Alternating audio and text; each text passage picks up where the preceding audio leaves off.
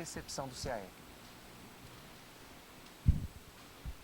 Olá pessoal, convido a todos a participar do curso Autogestão Existencial.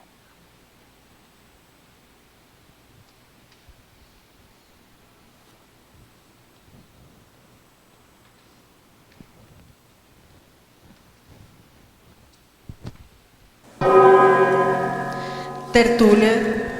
Meu boa tarde aí para todos e todas. Hoje é dia 22 de agosto de 2011, segunda-feira. O verbete é o de número 2031.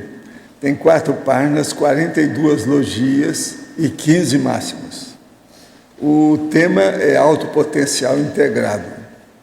A especialidade é intraconscienciologia. A definição. O autopotencial integrado é a reunião dos reflexos somáticos, atributos psicomotores, habilidades manuais, faculdades mentais, sensibilidade parapsíquicas, tendências pessoais e talentos traforísticos, objetivando o máximo desempenho na consecução da autoprogramação existencial. A autopensionização interassistencial. A convergência de todos os potenciais pessoais intencionalmente promovida pela consciência lúcida, a fim de enriquecer as próprias conquistas evolutivas. O contexto ressomático favorecendo a aquisição de novas aptidões. A assimilação do neopotencial pelo conjunto dos potenciais existentes. As autocapacidades bem integradas à personalidade. As auto-habilidades bem entrosadas para a consecução da proex, a plenitude da integração dos autopotenciais no serenismo, os retropotenciais incorporados ao atual repertório de autocompetências. Na remissiologia destacamos dos 15 verbetes, autopotencialização, max-convergência incessante, maximologia evolutiva, megapolivalência e potencialização evolutiva. Frase enfática. A técnica da integração dos próprios potenciais convergentes para o mesmo foco evolutivo promove renovações inesperadas nos desempenhos da consciência lúcida, homem ou mulher. Você já tentou integrar todos os potenciais para colimar o mesmo objetivo? Quais resultados obter? Agora, questionamento. Recentemente, uma palestra do IPC aqui em Itajubá, uma pessoa com muito parapsiquismo relatou ter passado muito mal quando chegou à casa dela, a ponto de ficar estirada no chão e com vômitos. O que podemos fazer para esclarecer? Olha, isso aí, se examinar, não vai no bico, não, porque às vezes não tem nada de parapsiquismo. Às vezes é indigestão. Se diga com calma. Se uma pessoa às vezes comeu muito, vai lá fazer exercício, hein? É o coffee break, às vezes comeu demais no coffee break, gostou da história, porque estava, sabe, entusiasmada com as energias. Tem muita gente assim. Outro aqui, mexer com a energia da dor de barriga, olha, pode dar qualquer tipo, você mexeu com energia, porque energia movimenta o cosmos, é tudo. Então, tudo ela pode dar, depende do que é. Antes de dominar o EV, é normal sentir vontade de ir ao banheiro constantemente? Se a pessoa está atrasada, né, com o banheiro, às vezes ela está atrasada, precisa de ir lá. E outra coisa, quanto mais de idade, mais intenso é o problema. Quanto mais de idade, mais a pessoa precisa de banheiro. Tem um cara que falou, se o povo for durar 250 anos, como eu falo, se leva um banheirinho junto. Todo lado que ele vai. O que se pode confirmar quanto à existência ou não do eterno masculino e do eterno feminino? É besteirada de literatice. Já que muitos defendem o princípio da continuidade, que o homem sempre será homem, a mulher sempre será mulher, ao longo todo, isso é uma maior besteira que tem. Bobajada. Que nome que é? Nós precisamos de arranjar um nome para classificar quando o negócio tem essas hipóteses de doido. Não é a pessoa, ele está estudando, às vezes é a primeira vez que ele viu, mas quem inventou essa besteirada, né? Tem que arranjar um negócio aí da irracionalidade óbvia. Tenho 11 anos de idade. Minha mãe chegou do CAEC faz 4 dias. Ela é ectoplasta e disse para mim que mudou de canal a televisão só com Pensene. Eu estou com muita raiva porque eu não acredito nela. E agora ela não consegue mudar de novo. Olha, a gente não pode ter raiva da mamãe, né? Isso está errado. Com 11 anos você está muito afobadão, você está errado. A gente não pode ter, mãe é mãe. Ela disse que foi involuntariamente. De que forma eu posso acreditar na minha mãe? Ela disse que eu tenho que ter minha própria experiência. De que modo o senhor pode me ajudar? Olha, nesse caso eu também não admito que ela tenha feito isso, não. Mas ela fez de maneira, como ela disse, involuntária. Ou seja, ela mudou de canal e nem viu que mudou. Essas coisas tem, quer dizer, ela não prestou atenção. Faltou atenção dividida. Essas coisas tem. Agora, não fica com raiva dela, não. Você tem que estudar mais nessa situação. Que negócio é esse? Ter raiva da mãe? Você é o quê? Você é um carrasco? Quem é você? Você tem que estudar. O que você foi no seu passado? O cara que tem raiva da mãe, boa coisa não é. Até o samba já falou isso. Continuei realizando o EV ao modo que o senhor recomendou. E verifiquei que realmente era falta de enfrentamento. Bidu, né? Percebi também com CIEX que fica em minha alcova. Percebi os pato-pensenes. Tentei auxiliá-las, pois passam por problemas semelhantes aos meus, mas não tive sucesso. Minha tentativa foi exteriorizar energias e entrar em EV. Durante o EV, senti o Karushaka muito dolorido e incomodado, como se tivesse um funil nele. Durante a noite, tive projeções pesadelares e, ao tentar de novo o EV, não obtive sucesso. Como auxiliar da melhor forma? É esse o caminho mesmo? É por aí. Agora, usa o EV, vai praticando as coisas e anota as suas sensações para você ampliar a sua sinalética energética e parapsíquica. Isso é que é a coisa mais séria que tem. Eu quero falar para vocês que eu acabei de receber um livro em alemão, Und wir, de 1945. É um livro da Alemanha, uma amiga minha mandou, do Norbert Frey. Agora, o que é que se passa? Ele está falando aqui dos problemas da época e o problema todo que tem. Então, ele anota nas coisas 4 fases nesse livro aqui. São, no pós-guerra da Alemanha, tem 4 fases. Fase de limpeza política, fase da política do passado, fase de enfrentamento do passado e fase de preservação do passado dos alemães. Eles estão nessa última fase. Então, o autor discute a questão sobre qual memória do passado deve ser mantida. A Proclamação de Estocolmo, no ano 2000, declara o dever de se manter a memória do Holocausto na consciência global do planeta. Isso aí é uma boa. O autor duvida que os processos educativos, o aprendizado da segunda metade do século XX, sejam transferidos adequadamente para futuras gerações. Uma preocupação do autor é que as pessoas da geração do Terceiro Reich estão dessomando, tem alguns poucos velhos, e com essa futura falta de testemunha da época, as lacunas na pesquisa histórica não vão ser fechadas. O autor avalia que na Alemanha prevalece uma visão acadêmica do passado e não uma visão com envolvimento, e tem preocupação que a memória do povo esteja esfriando. É até uma boa, mas desde que a pessoa pense o positivo.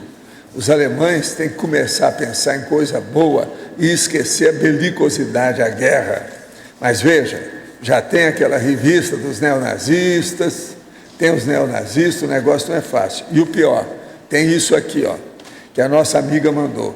É a revista Stern, número 29, de 15 de julho do ano passado. Não é desse ano, não, de 2010. Então, na capa tem um menino com opção de coisa em torno dele, falando sobre a criança. Isso aqui é por causa daquilo que eu falei aqui na tertúlia sobre o meu filho, que era pequenininho, e em Frankfurt todo mundo hostilizava a gente por causa da criança. Então, em relação ao tema na tertúlia de 8 de agosto de 2011, isso fazem 2 semanas, uma atualização sobre a condição da criança na Alemanha, que ela mandou para mim, de lá mesmo. Então, o título aqui da revista Stern é o seguinte: Fator de incômodo, criança. Presta atenção, está aqui. Subtítulo: sem lugar, sem paciência, sem compreensão. Assim são as nossas crianças, se tornam um grupo marginal. Veja bem, piorou tudo em vez de ajudar. No lado da foto da criança, indicado com a seta. Faz barulho, faz sujeira, dá nos nervos. Olha, isso aqui ó, que tem seta, presta atenção, ó, está em alemão. Ó. É o que está escrito aqui. Valdo. Então, pensa bem. A revista Externa é uma das maiores revistas da Alemanha, com edições de aproximadamente 800 mil exemplares, com mais de 7 milhões de leitores.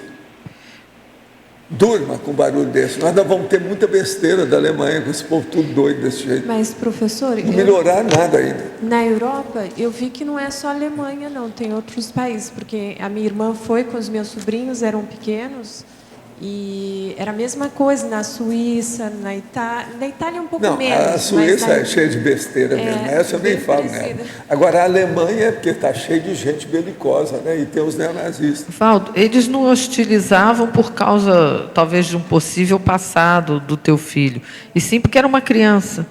Pela criança. Aqui. É isso que eu estou perguntando. perguntando. Veja, isso foi em 1977, por aí, 78. Agora, 77 para cá, são 23, 24, 34 anos. Piorou tudo em 34 anos. E eles não têm filhos? Como é que eles fazem? Mas a situação é essa. Todo mundo está contra a criança, não quer ter criança, e vê a criança e fica danado da vida. Agora, veja, eu vou repetir para vocês o que está escrito na capa da Externa. Fator de incômodo, criança. Olha a cara da criança, coitada. A criança está constrangida que eles colocaram aqui, ó. Criança, ela está constrangida. Valdo. Agora, ó, fator de incômodo, criança. Subtítulo: sem lugar, sem paciência, sem compreensão. Assim são as nossas crianças que tornam um grupo marginal. Está lá, ó. Kein Platz, kein Geldschutz e kein Verstand. Está tudo aqui, o negócio está tudo aí. O que vocês querem? Valdo. No lado da foto da criança, indicado com seta. Faz barulho, it's laut. Faz sujeira, match dreck. E logo em seguida, dá nos nervos, nerved. Está aqui. E com seta. O que vocês querem depois dessa? Eu lembro, Evaldo. Eu lembro. Olha só o meu negócio, coitado. Eu vou falar com o Arthur, falar assim, olha, sua terra, como é que está? Já contou mais de uma vez. Porque ele tem um nome alemão, né? Você sabe que esse nome dele é uma grande cidade da Alemanha, né? Wesdorf, que é da família. Hein? Você já contou mais de uma vez a questão quando você foi com seu filho lá, que eles hostilizaram, lembro. Mas eu não entendi ainda direito qual é o porquê dessa hostilidade. No fundo... São contra a criança. Contra? Os velhos são contra a criança. Agora, gente, eu vou contar outra coisa pior para vocês. Mas essa é hilária. E não fomos nós, são os espanhóis.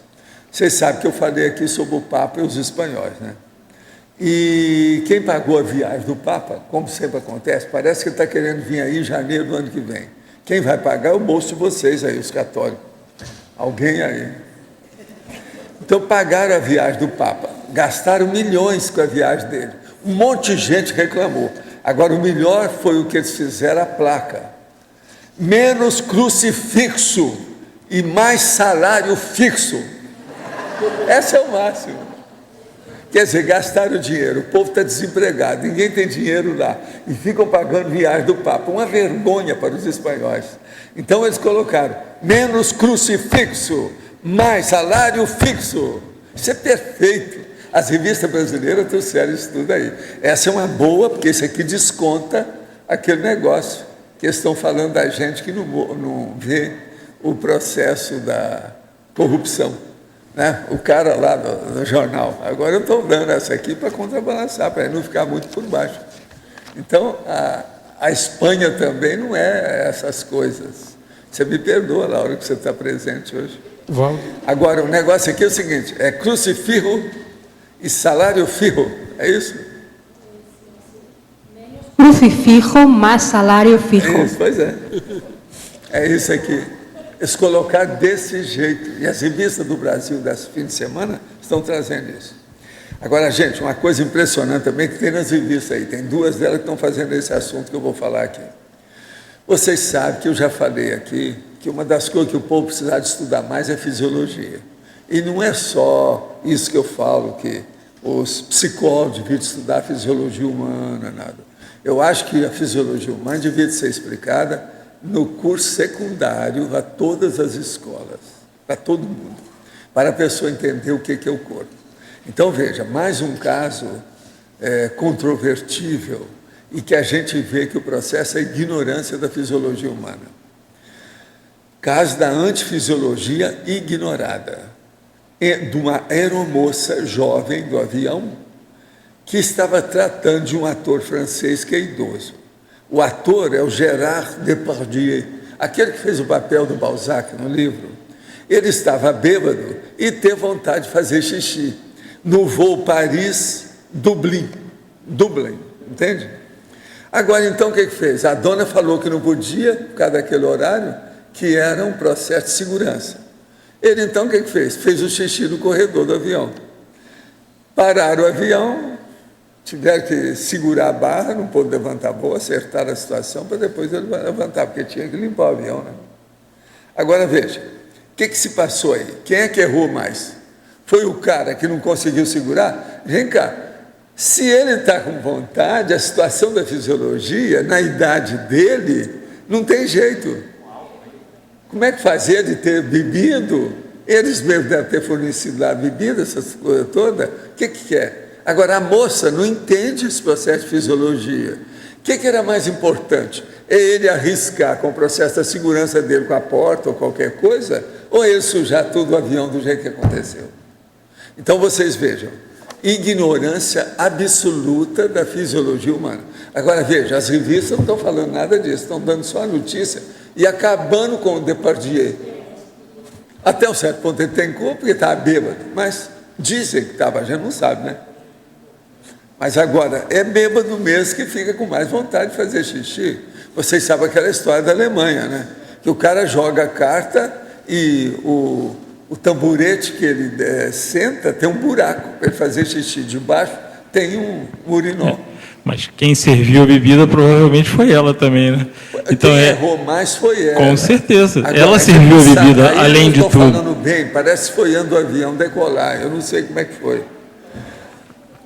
Se demorou, se não foi. Mas o que eu quero dizer para você é o seguinte, é mais um caso de antifisiologia óbvio, desses que eu falo para vocês. Agora, é só eu que falo isso, eu não vejo isso em parte nenhum. Aqui também, eles não falaram nada da aeromoça. A aeromoça, coitada, ela está seguindo os preceitos dela, mas ela é boboca, ignorante, os chefes dela são ignorantes, a turma de avião é ignorante, eles deviam te falar. Agora, vamos ver se com isso, vamos ver se o Depardieu criou jurisprudência, que às vezes, através disso agora para frente, eles vão melhorar, né? Já vão, a hora que o cara falar, eu estou a perigo, eles vão dar um jeito. Estou aqui, preciso dar um jeito. Como é que faz? Aí é capaz de se permitir, que é preferível ele bater na porta, você está entendendo? Porque geralmente eles falam de segurança, porque o avião está para levantar, a pessoa tem que sentar, porque senão, ainda mais o cara que está bêbado. Mas veja, como é que faz? Já houve caso que eu sei de avião que o cara errou para fazer o xixi no banheiro e escorreu para fora do banheiro. Eles tiveram que parar com o avião para limpar. Como é que vai fazer? Hein? Comadre. Pois é, não. E o problema é ver o processo, tem que examinar também para pessoas se elas são boas de tiro ou não, principalmente homem. Tem que ver se ela é boa de tiro. Tem isso tudo, tem que estudar a situação. Agora, o que eu vejo é o seguinte, vocês estão notando que o que eu falo sobre antifisiologia, como é que é importante? Aí é um fato total por causa de antifisiologia, ninguém entende isso. Precisa dar aula. Eu penso que com o tempo a Terra vai ter essa matéria no segundo, sabe, a parte secundária. O curso secundário, eles vão começar a estudar a fisiologia humana. Eu vi que isso era importante desde que eu comecei a estudar odontologia com meu pai, antes de ir para a faculdade. Ele já falava disso para mim, e eu tinha razão. Tinha muita coisa, tudo que tinha de fisiologia lá, eu li na ocasião, antes de começar a estudar medicina. Mas fala aí.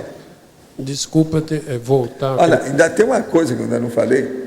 Tem um troço superior à fisiologia aí que eu não disse, dentro da fisiologia, é a parafisiologia. Essa eu não vou falar para o povo entender, porque a maioria não sabe nada mesmo. A ignorância é absoluta. Mas essa outra não, é uma ignorância relativa que tem jeito, né? É uma pergunta que eu ia fazer ontem, não deu tempo, é acerca dos cachorros, de novo. Né? Desculpa eu voltar. O que eu não entendi é o seguinte, a coisa básica. É consciência que virava cachorro, se transfigurava em cachorro, ou é o próprio cachorro? Ou não dá para saber? Não, ali para mim tudo era consciência mesmo. Consciência fazendo as vezes de cachorro para atormentar a reunião que nós estávamos fazendo para ela não seguir. Agora era impressionante. Era só a gente sentar para conversar, a cachorrada começava a gritar.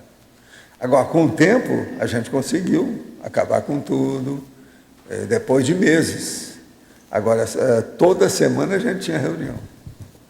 E a gente recebeu, ele recebeu, né, um livro, e eu superintendendo o trabalho da psicografia e do transe dele.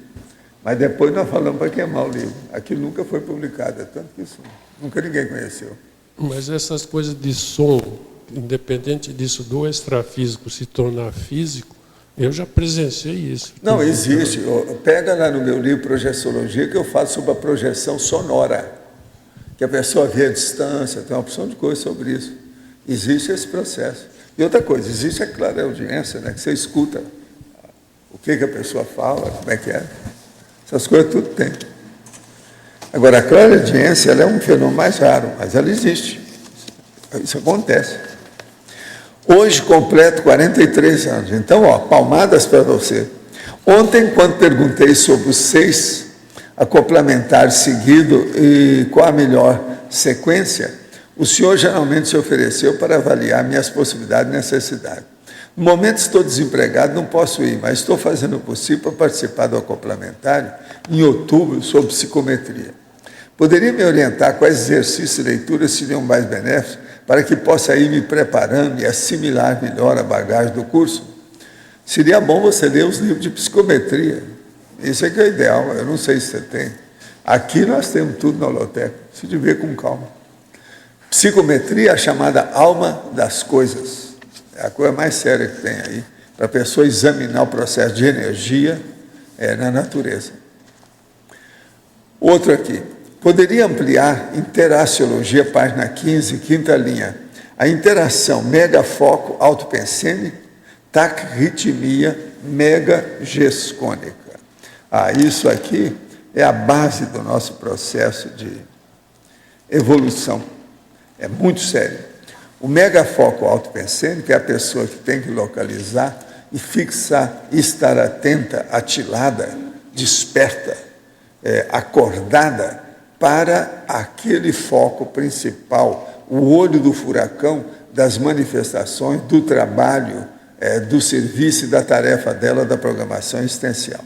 Então, o megafoco autopensêmico. Agora, esse megafoco, ele varia conforme a situação. Por exemplo, o meu megafoco aqui nesse momento é examinar a questão número 7 que você mandou para nós. Agora, taquirritmia megagescônica é quando a pessoa ela tem uma gestação consciencial, que é a obra-prima dela, e ela faz isso rapidinho, relampagueantemente, quer dizer, mais rapidamente. Então, é o megafoco que funciona com eficácia e a pessoa consegue alcançar o complexo, o completismo existencial da programação existencial dela. Agora, outro.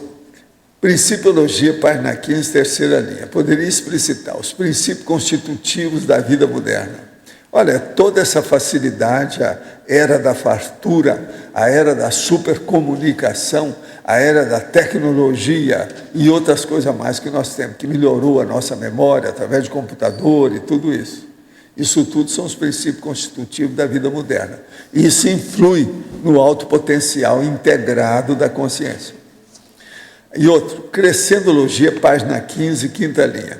Poderia ampliar o crescendo, talentos latentes, poderes dinâmicos. Os talentos latentes são aqueles que a gente tem que colocar e fazer com que ele reflua, ele venha à tona, ele possa aparecer. Então, esses que são os talentos latentes que estão aí dentro da pessoa. Quase sempre são grandes, vamos dizer, até genialidade que a pessoa tem, mas que aquela genialidade está ociosa. É necessário que ele faça com que aquilo funcione. E poderes dinâmicos são aqueles que colocam velocidade na realização da nossa evolução. Então, melhora o nosso processo conscienciometrológico em matéria de evoluir. Na sua visão, qual é o maior trafar que impossibilita o desenvolvimento do alto potencial integrado? Aí é muito difícil você falar. Tem que ver qual é o mega trafor da pessoa e qual é o mega trafar que ela tem. Aí a gente teria que examinar, a partir do conscienciograma, onde é que a pessoa se insere, como é que ela está, de que modo que é ela. Mas tem que haver um contrabalanço disso. Não adianta ver assim, eu não posso chutar. Agora, fazer uma coisa de modo geral, isso, você está falando de quem? Uma consréu é de um jeito. Uma pessoa que seja pré-serenona, depende do que é pré-serenona. Já faz TENEPS, conhece, vamos dizer assim, aberto consciencialmente, casca grossa. O que é que a pessoa? Você tem que examinar o nível dela, não posso chutar. O que o senhor acha do livro A Vida Secreta das Plantas, de Peter Tompkins? Eu já falei muito nisso, tem nas minhas bibliografias, já andei estudando. É interessante, na época, ele falou muita coisa sobre o processo do fitoectoplasma. Até um certo ponto é por aí. Às vezes ele usava outros nomes, mas o processo é o mesmo, fitoectoplasma. Nesse livro, há estudos experimentais sobre a percepção das plantas. De que maneira estudar, através do viés conscienciológico, o fitopensene. Com isso, pode ser útil aos intermissivistas? Sim. Olha, eu vou te dar só um exemplo do que você pode fazer, que vai ajudar você de cara. Você vai pegar 6 samambaias, pés de samambaias, que você compre no mesmo lugar, tudo igual. Eles são iguais, a samambaia nasceu na mesma época, são do mesmo tamanho, são viçosas, tudo iguaizinhas. Você pega 6 delas e coloca num ambiente que tenha sombra e sol. Quer dizer, se o seu é um apartamento, coloca na área de serviço, aonde vem o sol e vento, que tem que bater nelas. Agora, você vai pegar desses 6 vasos de samambaia, olha só, samambaia é uma coisa que você olha para ela, ela parece até seca, é braba. E ela precisa de água, precisa de colocar água nela de vez em quando, porque samambaia cresce mais na beira de rio. Então, a hora que você colocou as 6, você vai lá, todo dia, vai escolher um daqueles vasos, só um. Coloca os 6 junto e escolhe um só. E você vai julgar energia naquele vaso, com a samambaia, em cima da samambaia. Só naquele, só nele. Você vai ver a diferença do processo com o tempo. Como é. E outra coisa, você não pode pegar no vaso, nem pegar na samambaia. Tudo é à distância, para mostrar que você não teve interferência em nada. Agora, você vai ver que aquela samambaia vai crescer mais do que as outras. Agora, só tem um porém nisso. Você entende energia? Senão não adianta nada o que eu estou falando. Mas isso é a melhor coisa que tem para ele ter certeza de que as plantas respondem ao processo. Agora, depois eu poderia mostrar aquele caso mais sério que nós fazíamos lá no Centro da Consciência Contínua, lá em casa. Coloca um aquário com peixe dentro, aquelas coisas todas que tem, aquele barco antigo que caiu, feito de cera ou de alguma coisa, põe tudo lá dentro e tal, e coloca também algumas plantas, de preferência que seja, por exemplo, alga, mas várias dentro do aquário. O aquário tem que ser no mínimo desse tamanho assim. Peixe pode ser o que ele quiser. Agora, deixa lá aquelas algas. E coloca uma alga numa ponta e uma alga na outra. Agora, ele todo dia chega lá, escolhe uma daquelas algas e mete energia na alga para matar a alga. Vocês entenderam? que a alga vai acontecer? Com o passar do tempo, ela vai secar lá dentro. Como é que ele fez isso? Isso aí vai mostrar que as plantas têm relação com o processo de energia e liquida com a pessoa. Agora, esse aí já é avançadinho. É preciso a pessoa ter muita energia para fazer isso. Então, o que ele vai fazer? Ele vai mumificar a alga dentro d'água. Como é que é um absurdo isso aí, a gente falar uma coisa dessa. Mas fácil, a diferença é muito fácil, porque vai ter o elemento lá, a prova. O elemento prova que é outra. Pode colocar várias, é só aquela que vai mumificar. Como é que ela secou lá dentro? Como é que é? Mas, chefe, pode Professor, falar. na página 15, na sinergismologia, Sim. na 6ª linha, no final, O sinergismo dos autopotenciais complementares favorecendo a destreza consciencial, é isso? pode falar um pouquinho disso, por O favor. caso tudo é o seguinte, autopotenciais complementares, quase sempre são aqueles que a pessoa tem, mas ela ignora. Por isso são complementares, não são os essenciais. Então, por exemplo, não é aquilo que a pessoa tem tendência, que é o perfil dela, aquilo que ela tem bom desempenho, que todo mundo sabe e ela também reconhece.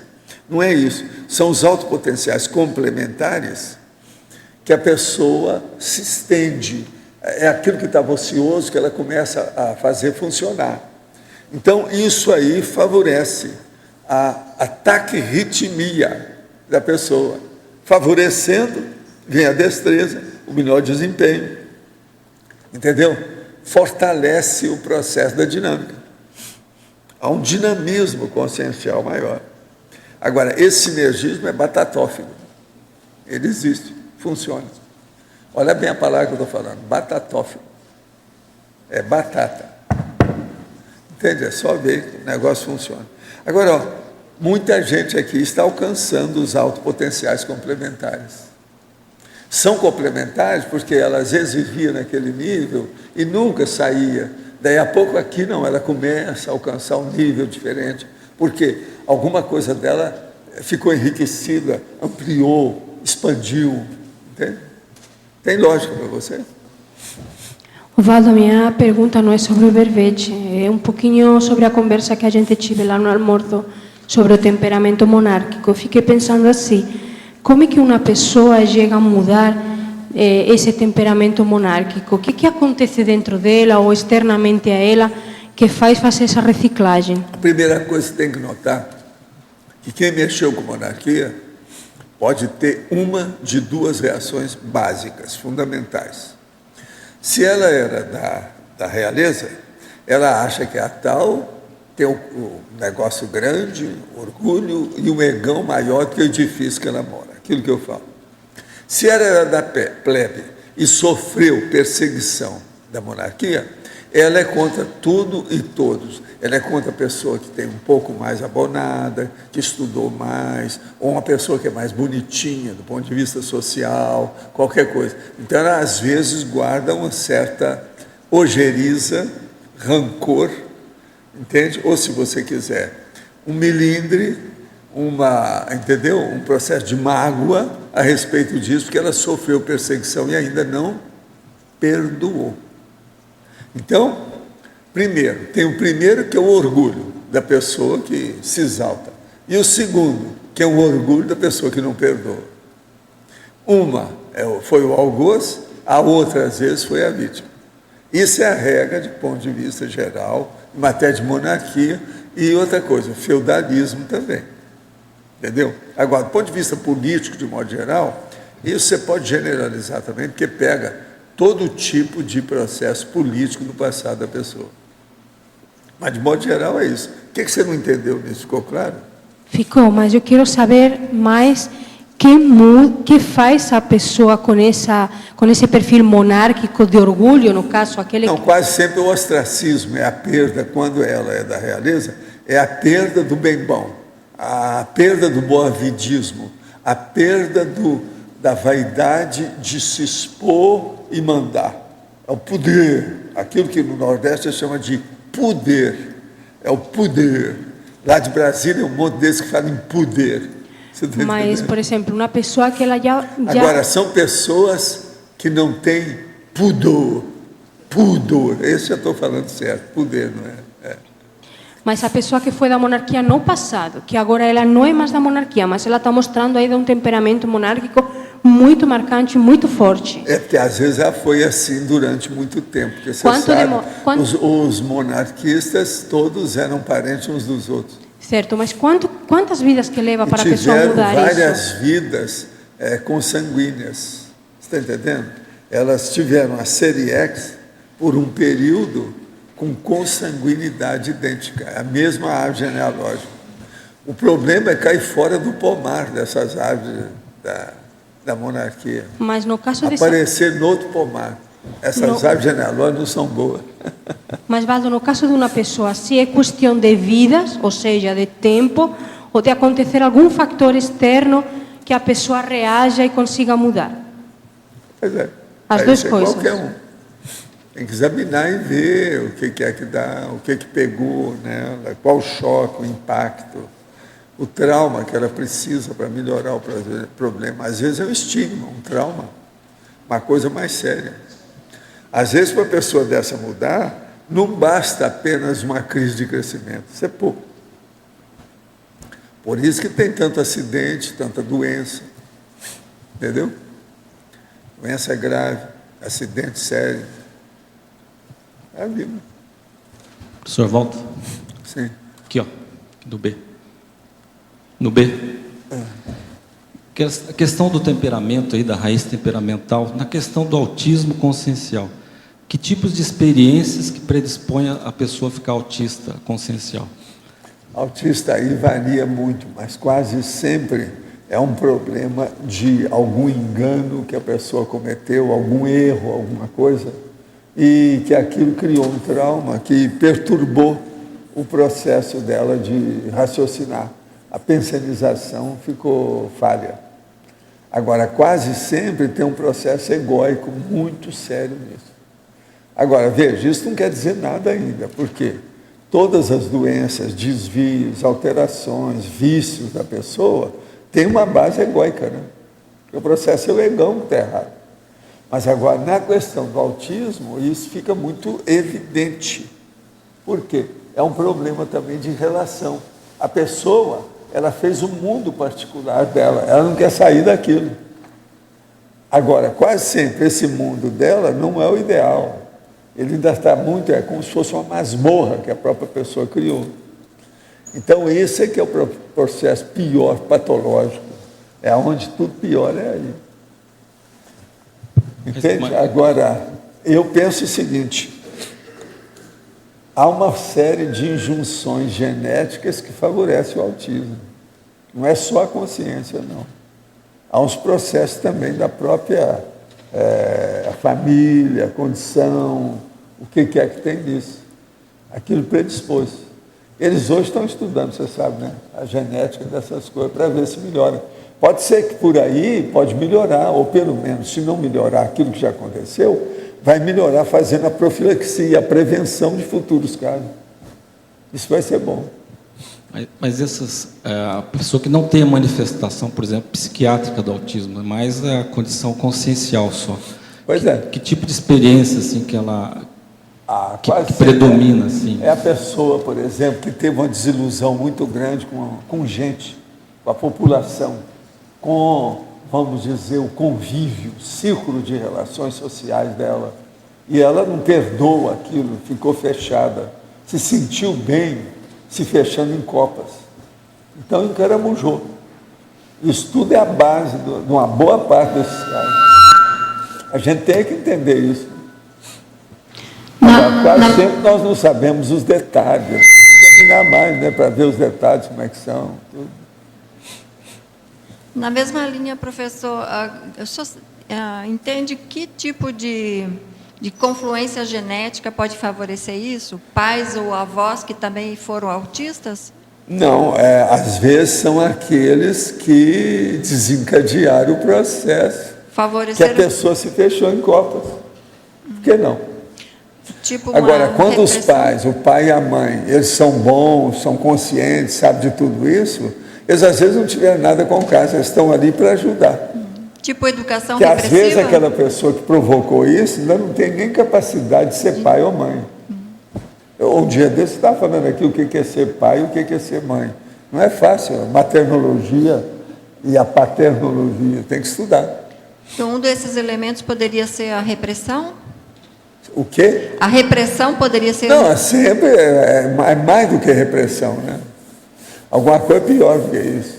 E outra coisa, prolongadamente, durante muito tempo. Repressão é uma coisa ainda que é suave para certos casos de loucura, né? Por exemplo, a coerção, às vezes é muito pior do que isso. Eu estava falando isso aqui um dia dele. Aquele senhor que prendeu a filha durante muitos anos lá no porão. Pois é, esse homem aí, você já viu como é que vai ser, o que vai acontecer com ele. Chamar o grupo Carlos. Agora, esse aí é fichinha, esse negócio de autismo com ele. Vai ter coisa... Ele vai ter que se dedicar a trabalhar seriamente. Agora, ó, não é fácil você pensar o que essa pessoa pensou. Agora, o pior da história, existem certos erros ou certas mentiras que a pessoa comete e que ela não pode voltar atrás. E que aquilo exige mais dela. Uma mentira, quanto mais demora, mais acumula os recursos que você tem que aplicar para encobrir a mentira, para camuflar, para disfarçar. Então você pensa bem, ele deve ter caído nessa armadilha criada por ele mesmo. Um mal puxa o outro, puxa o outro, puxa o outro, puxa o outro, puxa o outro. Então isso é terrível se a gente pensar por aí. Agora, cada caso desse a gente tem que estudar, tá certo? Isso varia infinito. E outra coisa, o autismo agora é que está sendo estudado mais. Eu via muita gente assim, ainda no interior, mas naquela ocasião ninguém falava nisso. O autismo é uma coisa recente, eles começaram a falar nessas últimas décadas. Sim. Alô? Qual o diferencial nesse caso? O que se pode fazer diferente no trato dessa consciência, sabendo disso? Não, hoje já tem uma série de recursos, né? Você sabe, né? Tem uma série de recursos que encaminham para fazer a terapia, tem muita assistência. Hoje é diferente. E outra coisa, está saindo livro, todo mês sai algum livro novo sobre alguma coisa sobre autismo. Você segue isso, não segue? Mas isso, Walter, você está falando convencionalmente. Agora, consciencialmente, o que se pode fazer ali no trato? Consciencialmente é dar um jeito para ver se estimula a criança, ainda a criança, porque tem que pegar a criança, para ela fazer o estado vibracional e mexer com as energias. Se ela se interessa por isso, ela dá uma abertura maior. Isso aí ajuda, porque o domínio da energia vai melhorar tudo no holopensene a partir dela. Isso é o ideal, né? Não é a partir da pessoa que ajuda, ou a mãe, ou o pai, ou o assistente, mas a partir dela. Isso é muito sério. Então, é ensinar isso. Por exemplo, eu aqui, esse ano mesmo, teve gente aí que veio fora daqui e que tinha gente com processo de autismo. Eu encaminhei para, ainda era jovem, gente pequena, para ir na Evolucim, examinar, ver as técnicas que estão dando, a assistência que estão dando, como é que é, tipo de curso que eles começaram a dar. Isso aí pode ajudar muito. Evolucim. Sim, senhora. Professor Valdo, exemplologia na página 16. Principiologia, qual deles? Por que o senhor, exemplologia, por que o senhor aqui no alto potencial eventual, o senhor chamou atenção para a consim inversora? Não poderia ser... Isso é no princípio? Exemplologia. No exemplo? Exemplologia, no finalzinho da página. Exemplo, você quer ver o quê? O que é? Por que o senhor chamou atenção, colocou aqui como... quem faz, eventual, né? A reunião esporádica das melhores forças pessoais, objetivando o máximo de alto desempenho ou desempenho na consecução da programação existencial por parte da consciência inversora existencial, ainda evolutivamente inexperiente. Isso é eventual. O que você quer? Sim, porque a inversora existencial, uma consciência evolutivamente porque é uma inversora, inexperiente. ela está começando agora e o processo dela ainda não tem um alto potencial que integrou totalmente, ela está engatinhando. Então, o processo é esse, é o eventual. Ela vai pegar isso ou não vai? Ela vai desenvolver isso ou não vai? Mas também poderia ter o inversor Sei, mas evolutivamente mas amadurecido. eu estou falando daquela que não tem, não adianta vir com a outra. Olha a minha, eu estou dando um exemplo. Eu não falei que são todos os exemplos. Eu nunca dou exemplo de tudo, eu dou exemplo de alguma coisa. Eu sei. Professora, mas no outro caso, a amadurecida, não poderia ser uma inversora também, uma consciência inversora, evolutivamente amadurecida? Isso pode acontecer? O que eu tenho que ver com isso? Não tem nada a ver com o negócio aqui. O senhor chamou Meu atenção. exemplo não é esse, presta atenção. Alto potencial integrado é eventual. Ele mesmo é eventual. Não, agora vamos ver o próximo, é o melhor para ela entender. Alto potencial integrado sistemático. A reunião permanente das melhores forças pessoais, objetivando o máximo desempenho na consecução da autoprogramação existencial por parte da consciência evolutivamente amadurecida. Pode ser essa, ela não leu a segunda parte. Eu li, professor. Então, essa que você está falando pode ser a segunda. Então. Eu passo para você a segunda. Pode ser uma inversora também. Na próxima vida eu quero ser. É isso que eu estou falando. E eu posso ser amadurecida, mas agora, a sistemática. inversora, ela é diferente. É assim, quando vem, que ela vê aquilo, ela começa a funcionar já na adolescência, caminha com a situação, os autopotenciais ficam integrados de uma maneira absurda. A pessoa amadurece. Eu não sei se eu entendi. Precocemente. Mas como é que eu entendi isso, Tânia? Que a eventual é o início e começa com a consciência inversora. Se ela consegue, desde a inversão, começar a fazer a integração, mesmo que eventual, que o ideal é, quando chega na maturidade, ter essa autopotencialização integrada sistemática. Foi isso que eu entendi. Não, e é a pessoa que está precisando, ela ainda não tem, tanta maturidade. Ela tem alguma coisa, mas não tem tudo. Então ela começa a arranjar as coisas que precisa. Ela vai chegar na sistematização a partir de vários para chegar no alto potencial integrado, que é o que nós estamos querendo aqui. Está puxando a orelha da gente, que é mais madura, se ainda não tem. Agora, está tão claro isso aqui, o eventual e o sistemático. O sistemático, a pessoa já vem com isso. O meu é sistemático. Eu conheço a opção de gente eventual. Mas vários aqui. Mas essa sistematização pode ser construída, né, também. Vamos supor que chega aquele rapaz com 13 anos de idade, como tem acontecido, e só veio aqui porque está seguindo o pai e a mãe. O pai faz TENEPS, então ele veio. A criança veio, o adolescente. Você joga energia nele, ele não sente nada, é totalmente fechado. Então a gente fala, não, é melhor eu sei lá na Simvés, começar a funcionar. Esse é o eventual. Agora, por exemplo, existe aquele outro, um grande médico, vem aí e quer que a gente observe as energias dele e tal. Mas ele trouxe um rapaz junto com ele. Aí eu dou mais atenção para o rapaz e falo com ele, examina seu filho, que ele pode te dar aula do processo de parapsiquismo. O filho não tinha nada a ver com o INVEX, não sabia de nada. Eu indiquei para ele, é bom você estudar. Não sei se ele estudou. Agora, o menino, totalmente aberto às energias de parapsiquismo, tudo isso. E o pai, que está querendo saber, que é o dono da pelota, grande profissional, ficou com imenso. Foi possível eu compor a situação toda. E eu tentando ajudar todo mundo. Outra coisa, meus amigos todos, que, inclusive amigos dele, que conhecem bem, que se relacionam há muito tempo, todo mundo viu. Aí o melhor da história é que, só para chatear, né, antes dele ir embora, eu falei assim, vê se você aparece aqui, se você não puder, manda a sua criança, manda um rapaz para cá, que aqui tem muito caminho para ele evoluir mais depressa. Nem ele, nem o outro apareceram, né? Deu um jeito, houve alguma coisa. Então vocês vejam como é que é isso. Ali tinha um amadurecido jovem, com um adulto fechadão. É um grande médico, esse aí. Você sabe. Aqui no... Agora durma com barulho desse, tá certo? Aqui no ar. Aqui. Aonde? No ar. É no ar? Aqui. Ah, no ar. Aí é A, ó. A. É.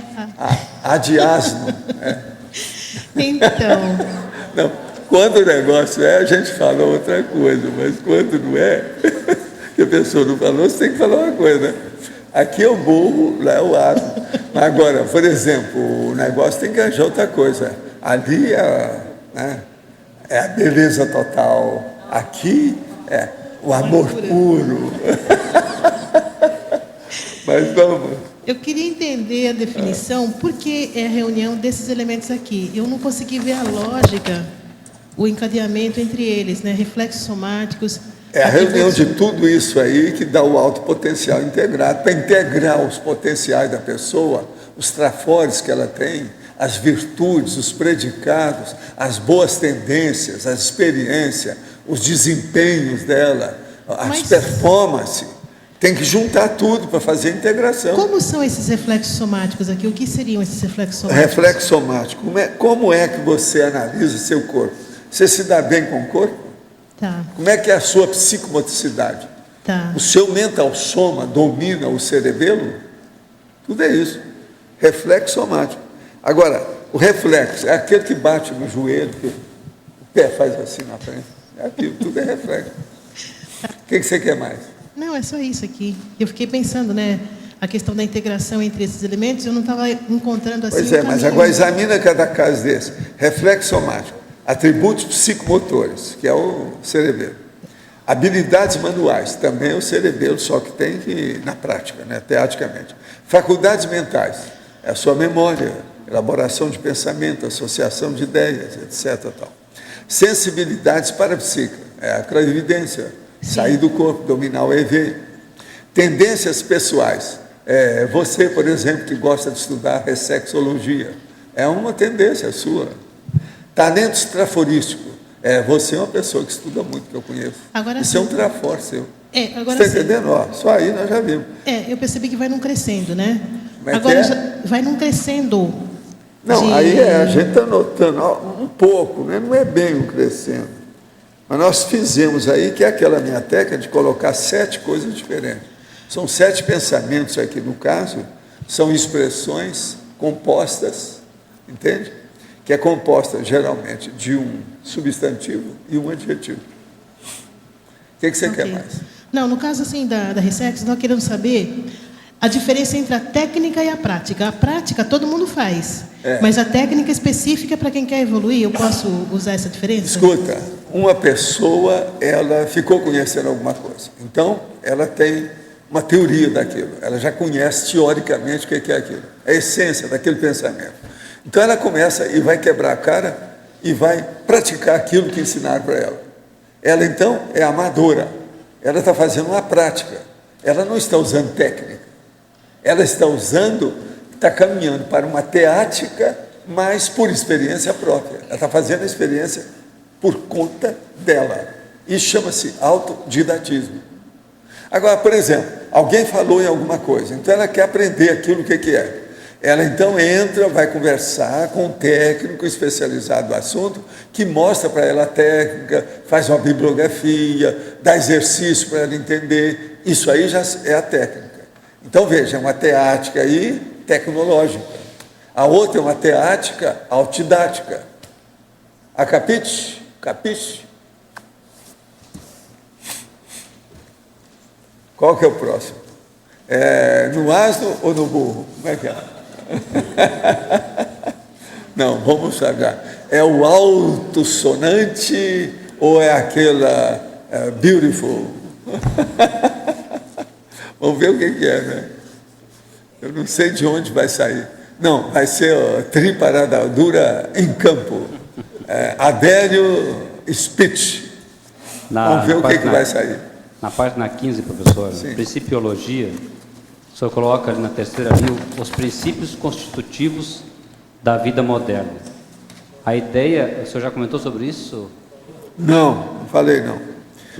Falei ampassando só. Tá, o alto potencial integrado, ele é essencial nessa questão da vida moderna? Eu penso que sim, porque senão a pessoa cai no buraco, né?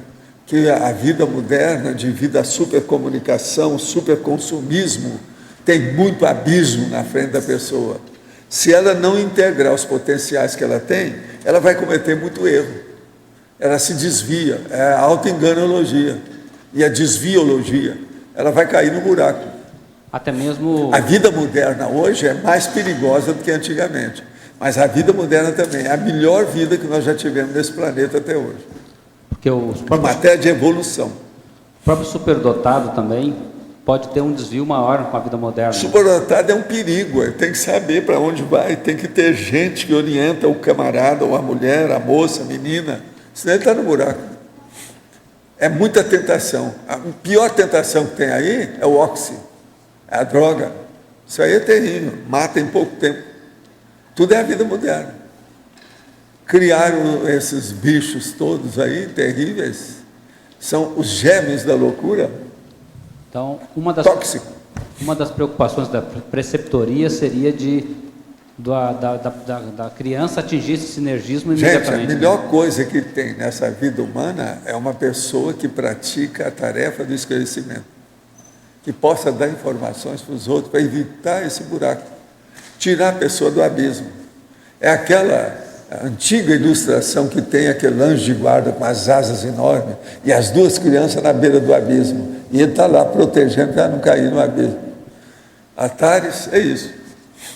Seja o anjo guardador. Você está entendendo? O anjo de guarda. Aquele que ajuda tudo. O guia para o melhor. Para evitar o abismo na frente das pessoas. Agora, o ideal seria a gente arranjar só político que fosse um guia de maior orientação. Mas como é difícil, né? A situação é precária. Agora, está todo mundo agora, gente que tem cabeça, batendo palma para a nossa presidente, para ver se ela continua firme contra a autocorrupção. Vamos ver se ela aguenta, até que ponto que ela aguenta, se o povo vai fazer muita pressão. Mas é o máximo. Agora, o que eu acho engraçado é que a hora que fizeram isso, todos aqueles caras que aparecem muito, ninguém fala nada. Todo mundo entrou na muda. Você não vê nada de Sarney, você não vê nada daquele outro lá do Nordeste, lá brabo. Todos esses ficaram caladinhos, enfiaram a viola no saco e não fala nada. Está tudo de olho para ver o que vai dar. E a turma do PT também, ninguém fala nada. Como é que fica? Agora, tem muita gente batendo palma. As revistas dessa semana está todo mundo falando nisso. Inclusive os leitores escrevendo. A presidente está fazendo força. Agora já tem um, que só para pôr, vamos dizer, água na fervura, já colocou o seguinte, que é muito cuidado isso que a presidente está fazendo, porque o Jânio Quadros quis fazer isso, deu no que deu. Mas ele não falou que o Jânio Quadros vivia bebendo, que era doido. Ela não bebe, nem é doida. A dona tem cabeça no lugar, ela sabe o que ela quer. Então, estão comparando deve ser para defender o PT diretamente. Isso está numa revista essa semana. Comparando essa presidente com essa situação com a época do Jânio Quadros. Gente, isso é espúrio, totalmente espúrio essa comparação. Tenho precisado usar o alto potencial integrado, principalmente na convivência com meu irmão gêmeo, que é totalmente ao contrário de mim. O que é que eu falo para vocês sobre genialidade? Os dois são gêmeos, estão ali e um é ao contrário do outro, total. Ao igual que muito ele permanece assediado e tenta se defender da conscienciologia, me dizendo que sou fanático. Às vezes fico dividido, paro e penso que não posso mais insistir, seria estupro evolutivo. De que modo resolver esse gargalo, grupo kármico atípico? Primeira coisa, vocês já têm 27 anos. Com 26 anos, a pessoa já está amadurecida do ponto de vista biológico. Então, você não tem nada que ver. Separa dele, se você não tem nada para fazer, vai cuidar do seu destino. O que você vai fazer? Você não quer ouvir você. Agora, separa dele, continua tendo contato, mas dando exemplo cosmoético para ele. Com isso, ele pode mudar com o tempo. É uma saída que você pode fazer. Você entendeu, né? Esse nosso amigo vive escrevendo para cá. Agora que eu estou sabendo que ele é Gêmeo. Essa é brava. Você é um exemplo dentro das coisas que eu vivo falando aqui. Eu já estudei muitos gêmeos e vi isso tudo. Um totalmente diferente do outro. Agora veja, um admite a Conscienciologia, ele escreve para cá todo dia. O outro não pode nem ouvir falar. Agora, gêmeos. Outra coisa, vocês são univitelinos? Você não escreveu, precisa saber como é que é. Só para a gente ver o problema. Aí aquele negócio de separados ao nascer. Só que tem que esse aí não foram separados, né? Nasceram juntos. Quem é que nasceu primeiro? Foi você ou ele? Tem que saber. É univitelino? Como é que é? Qual a tendência dele? Qual a sua profissão? Para onde você está caminhando? E ele? Para onde ele está caminhando? Qual a profissão? Isso tudo é importante estudar. A fisiologia humana traz que o sistema nervoso central tem que ser treinado para obter um funcionamento bom.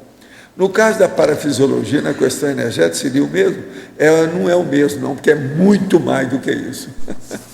Porque o processo parapsíquico exige muito mais que a vida humana. O negócio é muito sério, devido à multidimensionalidade. Mas é muito mais do que isso. É isso aí mais alguma coisa. Repetidas vezes o senhor tem abordado grave questão dos manicômios das doenças mentais, afirmando que muitos dos casos são decorrentes do parapsiquismo não desenvolvido ou do assédio extrafísico. Os tratamentos psiquiátricos ou psicológicos não consideram a multidimensionalidade ou parapsiquismo na análise de patologias mentais, acarretando diagnóstico incompleto, se não incorretos. Diante dessa grave situação, não seria de grande avanço, à luz do conhecimento conscienciológico e através dos competentes médicos e terapeutas residentes em Foz do Iguaçu, a CCI criasse algum centro de tratamento alternativo de doenças mentais, um centro onde o paciente se internasse para tratamento holossomático e parapsíquico na busca de sua cura? Escuta, seria bom você entrar em contato com a OIC, o mais depressa possível. Olha aí de onde você escreveu, que você vai ver o que é a OIC. A Organização Internacional, sabe, da Consciência Terapia, que eles já têm muita coisa para tratar a gente, tudo quanto é tipo. Fala com eles, mas não é só doente mental, não, precisa de muito mais gente. Os doentes mentais não são só esses que são totalmente dementes, que todo mundo vê, não. Teve uma vez que a Organização Mundial da Saúde falou que 1 entre 4 pessoas são doentes mentais. Atualmente tem uma revista que falou que 1 em cada 25 pessoas é doido, totalmente pirado. 25. Quer dizer, né, não falou a verdade, porque a Organização Mundial da Saúde era de 4 pessoas. Agora, o que é? Na Organização Mundial, eles colocavam todo mundo que tinha algum processo mental. Então, aí realmente não é 1 em 4, deve ser 1 e mais. Mas eu penso que 1 em 25 também não é a realidade. Se 1 em 4 não é a realidade, 1 em 25 também não é. Talvez seja 1 em 10, para ser bonzinho hoje, né? Porque hoje é segunda-feira, o povo está começando a trabalhar, a gente faz uma concessão. 1 em 10. Tenho algum tipo de crise de hipotermia que os médicos que consultei fingem entender o que é, mas não entendem. E não resolve. Esse aqui está acabando com ela, está acabando com os médicos. No período da TPM, ela se acentua e precisa de cobertor e bolsa de água quente e até que alguém deite sobre mim para o frio passar. Sinto que perco muita energia e isso já dura mais de 30 anos, ocorrendo ocasionalmente no período menstrual. Que pode ser isso? Não aguento mais. O senhor poderia me dizer do ponto de vista médico e venha a ser isso, por favor? Já não sei mais a quem recorrer. Olha, a melhor coisa que você faz é trabalhar com o estado vibracional e aumentar as suas energias. Uma das coisas que faz para a gente aumentar a energia mais rápido, você concentra em aumentar a temperatura e mexe assim com as mãos. Ó, faz isso, que é para mexer no processo da lateralidade da energia. Isso, às vezes, aumenta a sua temperatura na hora. Uma outra coisa é 2 edredons juntos. Também ajuda muito a pessoa. A hora que começa a esquentar a cara debaixo do edredom. Tem uma técnica que eu já escrevi, que eu vou publicar no dicionário dos argumentos da Conscienciologia, que é a técnica do sarcófago. O sarcófago é o seguinte, eu já expliquei aqui um dia desse, agora é bom eu falar para ela, mas aqui, ela não sabe. Você deita em decúbito dorsal, quer dizer, com a barriga para cima. Relaxa toda a sua roupa, o pijama. E agora, pega 2 edredons grandes e coloca os dois juntos. Se você tem alguém que te ajuda, você pede para afofar os edredons em torno de você e colocá-lo por baixo do pé e etc. tal. E outra coisa, fecha tudo, só vai ficar a sua cara de fora. Se precisar, você coloca alguma coisa para tampar a cara também. Então, só fica o lugar de você respirar dentro do sarcófago. Sarcófago é justamente isso. É como se fosse uma tumba. Agora, o que se passa? Um túmulo. Agora, você fica ali quieto, não faz movimento nenhum. Coloca os braços estendidos junto das suas pernas. Você estende os seus braços, você vai ver que vão dar mais ou menos na altura das coxas. Então é isso, você fica com as duas mãos lá dentro. Se for preciso, você pega duas luvas, dessas que sejam desse tipo aqui, ó, grande, forte, fechada. Isso aqui esquenta em alguns minutos, qualquer mão, não tem jeito de ficar sem esquentar. Agora, depois que isso acontecer, você fica lá dentro.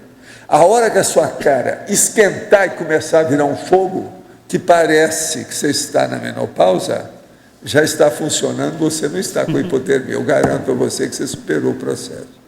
Agora, você usa aquilo, sai dali e vê quanto tempo aquilo dura.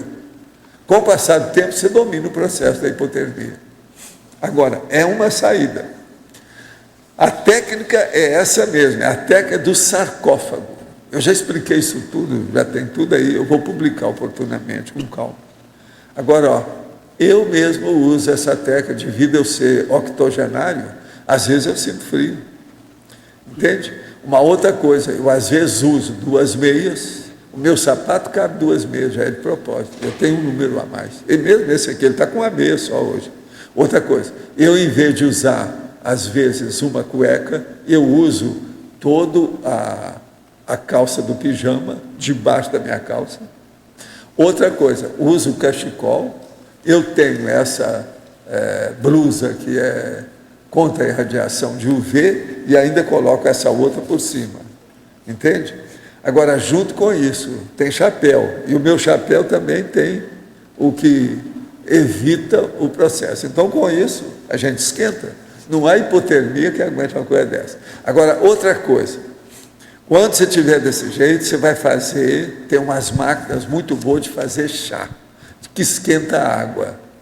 Então, você esquenta a água na hora e faz um chá dentro de uma caneca, inclusive de porcelana, aí, e coloca boldo. E toma quando o chá estiver saindo fumacinha, senão não vai. Quer dizer, evaporação. Isso também vai aumentar o seu processo de hipotermia. Agora, você vai falar assim, mas vem cá, eu vou ficar fazendo isso todo dia? Não. Começa a fazer que lá pelas tantas o seu organismo reage. Se você mexer com as energias, porque a hora que você estiver no sarcófago, o que você deve fazer é entrar em estado vibracional, no sarcófago. Você pode estar certo. Aí o povo vai chegar lá e fala assim, nossa, você ficou vermelho de uma hora para outra. Quer dizer, então aí já não tem mais hipotermia. Eu estou falando que é uma técnica que funciona, não precisa ninguém deitar em cima da pessoa do jeito que ela está falando. Moro em Brasília, tem 21 anos, é um ano que conheço a Conscienciologia. Há tempos tento trabalhar no direcionamento da minha ProEx. Pela 3ª vez, uma Consciex me indica leituras referentes a Reurbex. Frequentemente, quando projetada, me encontro com um grupo de paramédicos e realizamos paracirurgias. Hipótese. No meio intrafísico, a formação em medicina seria o melhor para ajudar mais nesse processo? Não há dúvida, né? Estou fazendo o curso de Assistenciologia no IIPC. Entra na medicina. Seja colega, né? Colega. De que modo diferenciar a SEST, a síndrome do estrangeiro, da esquizofrenia e do autismo? Ah, não, isso é tão fácil. A síndrome do estrangeiro é uma pessoa que não se sente bem no mundo que ela veio viver aqui, porque ela achava que tinha um ambiente melhor. Quase sempre é porque ela estava numa comunex mais equilibrada do que aquele ambiente que ela arranjou aqui. A esquizofrenia é a diferença que a pessoa tem de conviver com os outros.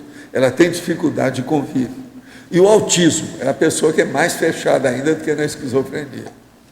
Então ela se fecha em copas e quase sempre tem processo psicológico, emocional, intelectual, e etc. Tal.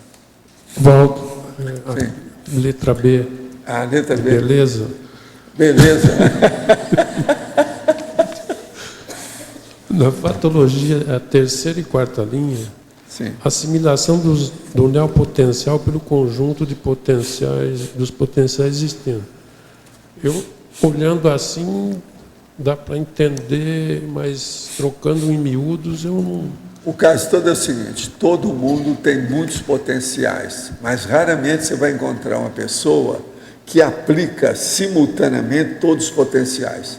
Sempre ela tem trafores que são ociosos, que ela nem sabe, às vezes, nem tem muita autoconsciência da realidade, daquela virtude que ela tem.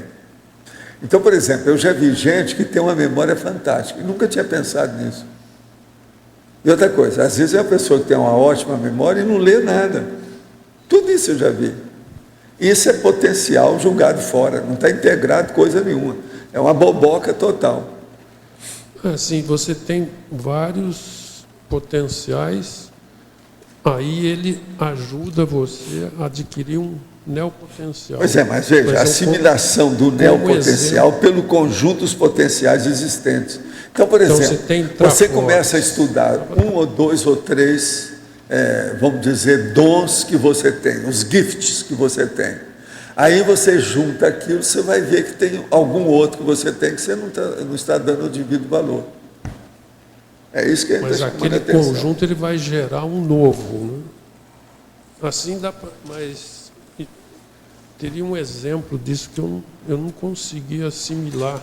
Por exemplo, uma pessoa, ela tem uma boa memória, e ela sabe que tem.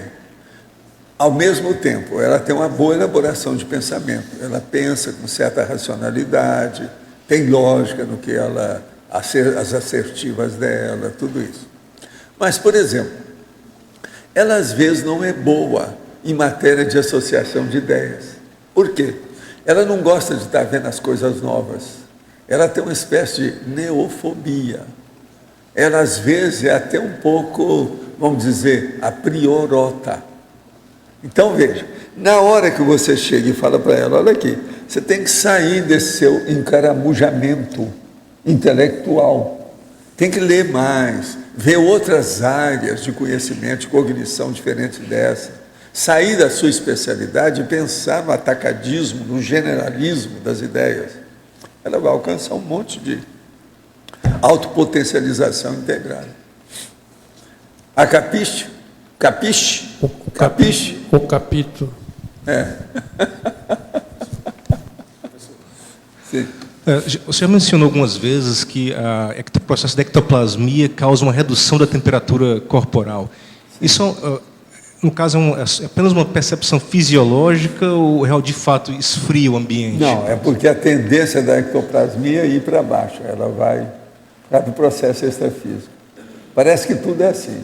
Tudo que chega para ir para essa fisicalidade abaixa a temperatura nossa aqui. O fogo, por exemplo, não dá para ir. Se você sair do fogo e mexer só com o fogo, você está dentro da baratosfera, mas não resolveu nada. Agora, por exemplo, o espaço sideral, ele é frio ou é quente? Frio.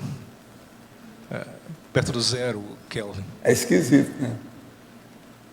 Agora, não é só quente, né? Você sabe, na hora que tem uma explosão estelar, o negócio é quente. Porque, professor, fisicamente, na prática, a temperatura é apenas a vibração das moléculas. Então, como que se faz a conexão entre a vibração molecular intrafísica e a... Tudo é processo de molécula.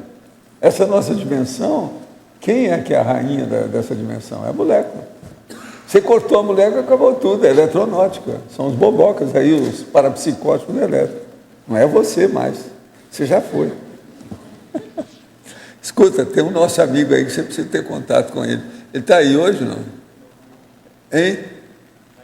Não está aí não, né? É uma pena que hoje eu vi, ele está com um negócio na cabeça aí, uma touca, que ele está naquela sua condição antiga. Então, eu falei com ele que seria bom até conversar com você, para ver como é que é e como é que você está hoje. Professor, eu tenho interesse em fazer alguma conexão entre a intrafisicalidade e as dimensões extrafísicas. No caso, seriam baixas temperaturas, poderia ser um facilitador desse processo? Não, isso aí é bobagem. O problema todo é você. A temperatura é um troço ainda muito molecular.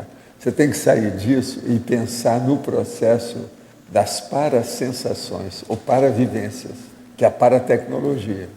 Tem que mexer no fenômeno mesmo. É o parafato e parafenômeno.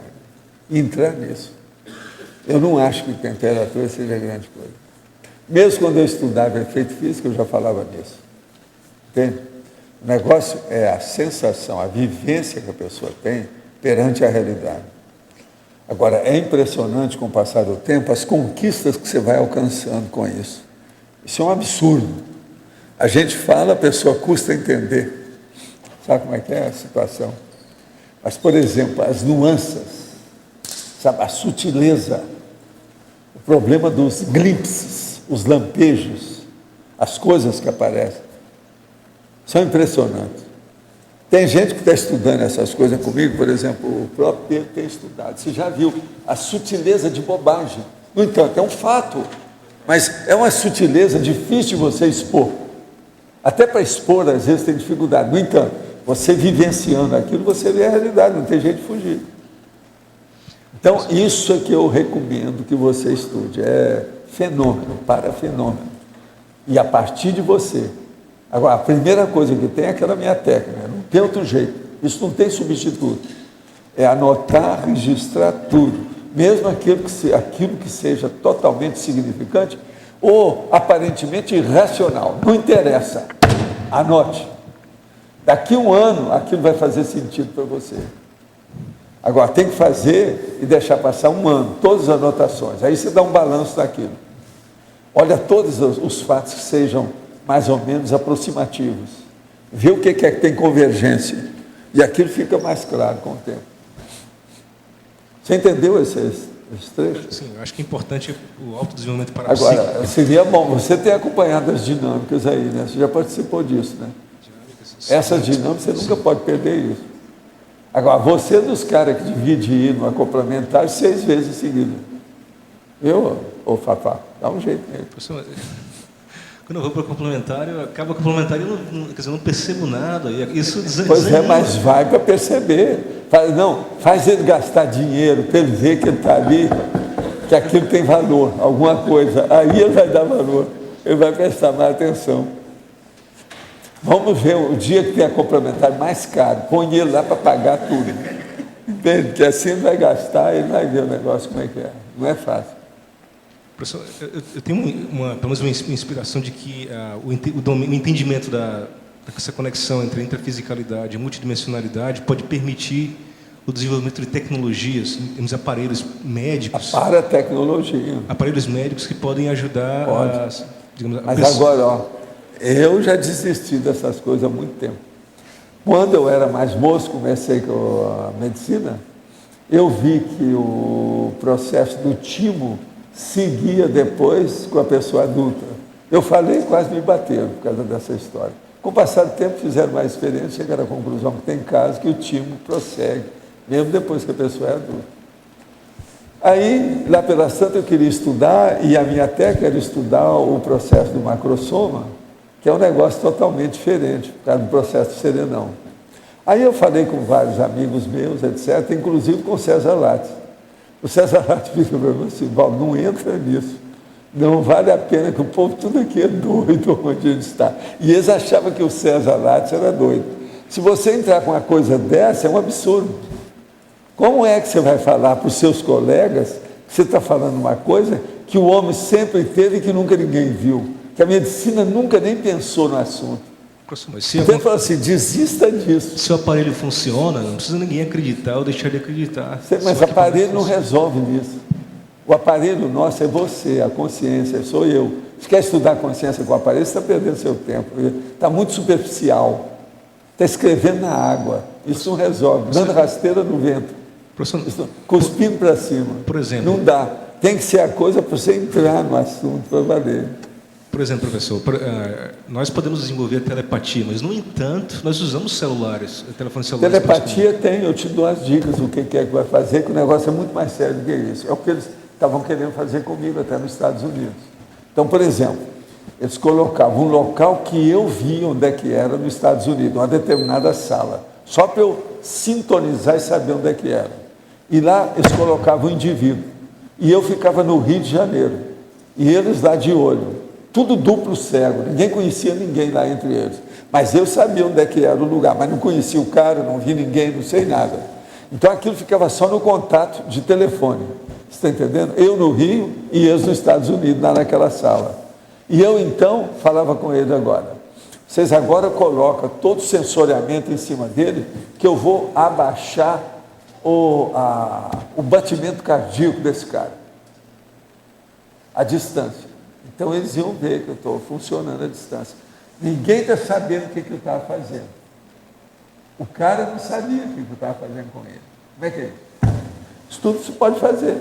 Agora tem que fazer assim, de um continente para outro. Senão não vai. Aí é mais do que telepatia. É a parte objetiva do processo da energia. E eu já fiz isso tudo. Essa pessoa queria fazer o problema comigo pelo seguinte, que ela tinha um negócio na perna durante anos e nada melhorava. Tudo quanto é médico, etc. Tem dinheiro, ambiente melhor, de New York, tudo, alto nível. Então me telefonou e falou, não, eu estou sentindo um negócio aqui assim, assim, assim. Aí eu vi que tinha um dos nossos colegas lá com tal mal. E ele falou assim, não, entra, vamos dar um jeito nela. Então comecei a jogar energia por telefone. Ela falou assim, não, lá pela Santa. Não, está passando, está melhor. Ela nunca mais teve dor. Telefone. Mas os amparadores ajudaram. Isso é que chama a chamada cirurgia invisível, terapia invisível. Você está entendendo? Agora, essa pessoa ficou entusiasmada com isso. Ela que tratou de tudo, tomou tudo quanto é remédio, fez tudo que pôde. E a dor continuava no mesmo lugar, tudo do mesmo jeito. A partir daquele telefonema, o negócio parou na hora e nunca mais teve.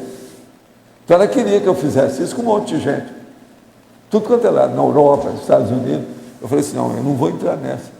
Se eu entrasse nessa, depois ela quis que eu fosse para os Estados Unidos para trabalhar em hospital. Entende? Igual o Bernard Grad, que eu já falei aqui, que é um médico que faz isso. Ele mexe com as energias assim. É coisa séria. Mas eu não quis entrar nessa, porque esse não é o meu caminho. Eu preciso trabalhar com a conscienciologia, esse que é o meu objetivo. Então vamos nessa, tem muita coisa para você fazer aí. Você vai ser um engenheiro dentro da fisiologia humana. É isso? Pensa nisso. Gente, o Amin não está aí hoje não, né? O Amin Lascani não veio, né? Amin, alô, Amin. Se você estiver ouvindo, vinde a mim. Veja bem o que é que se passa. Os 10 já estão prontos. Pode falar para o Everton. Os 10 já estão prontos. Já pode mexer com eles. Os 10 primeiros. Ele entende tudo. Isso aqui é assim, que alguém oferece a alguém, esse alguém sabe quem. O que eu estou falando, ele entende tudo. O que eu estou dizendo. Tá certo? Pode falar. É com relação aos nossos altos potenciais. A gente percebe na conscienciometria que você vai perguntar para uma pessoa, você perguntar qual é o seu mega trafor? Todo mundo engasga. Como é que pode esse paradoxo de uma coisa que a gente trabalhou tanto ser tão difícil da gente detectar? Mas pergunta para ela, então, qual que é o mega trafar dela? Às vezes é melhor.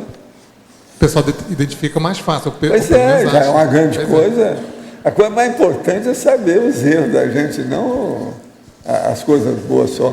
Mas é possível que, por exemplo, existe um mega trafor ocioso, por exemplo? Tem. Eu não estava falando aqui agora com a lendária, e tem o processo da pessoa, por exemplo, que não via que ela tem uma memória fora de série. Ela não dá valor para isso. Escuta, parece que eu vi que você passou para ali, depois você voltou. Posso saber o que se passa nisso? Essa passagem significa o quê? Não entendi nada.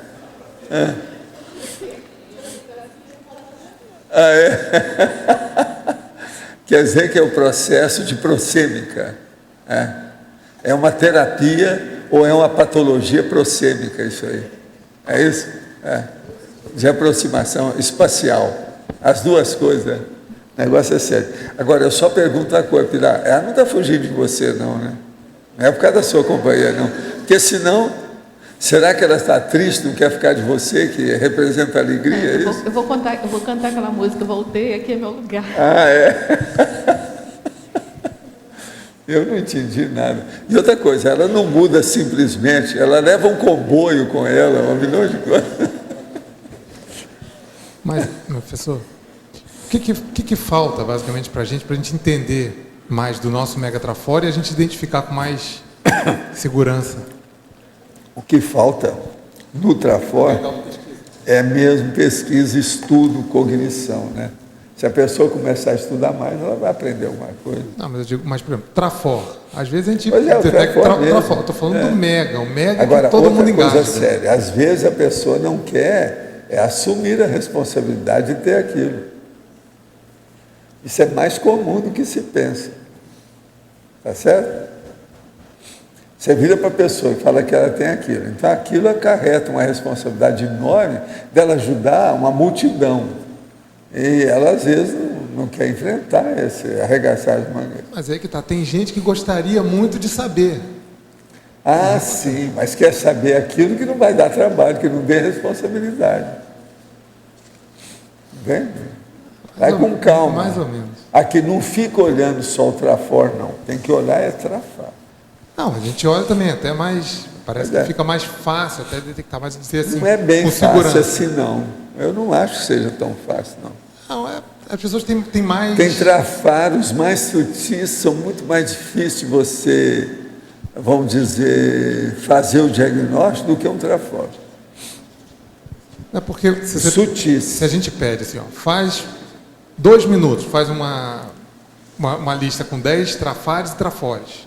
Normalmente as pessoas terminam os trafares antes. Normalmente. E no trafor engasga, para, trava.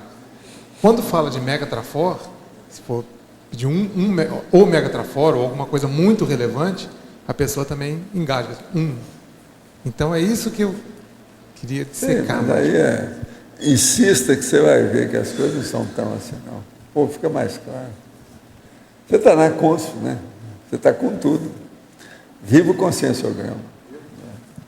Professor, a compreensão profunda daquele mega trafar, arrasador de quarteirões, aquele que a pessoa arrebentou milhões de vidas, várias vidas, vem vindo, vem empurrando com a barriga, não quer olhar, não quer ver, não quer olhar, não quer ver. Um belo dia, ela consegue ter uma compreensão extremamente séria daquilo. Ontem o senhor falou de autopensene inato raro. Não seria alguma coisa nesse viés, alguma coisa mais séria, mais rara? Porque o nível de importância e o nível de autossuperação... Às vezes é porque criou um trauma para a pessoa. Deu um impacto, um estigma que foi criado. Travou. Aí ela conserta. Sim, e aí travou. Às vezes o que precisa é isso. Mas às vezes o processo falta mesmo em esclarecimento. Se a gente vê que a pessoa tem isso, esclarecer e ver toda a desvantagem, as várias desvantagens daquilo, a pessoa às vezes se mexe, ela vai melhorar. Sim, mas agora, porque existem vários trafares, mas existe um que é o que realmente trava, que a pessoa perde muito tempo e vai empurrando com a barriga. Aquele deve ter algum tipo de dedicação exclusiva, específica no curso intermissivo? Não, aí depende do quadro geral, o contexto geral da pessoa, para ver como é que funciona. Né? Tem que examinar. Que uma coisa é superar um pequenininho. A Consus hoje já sabe bem mexer com isso. Igual o conscienciograma explica tudo isso.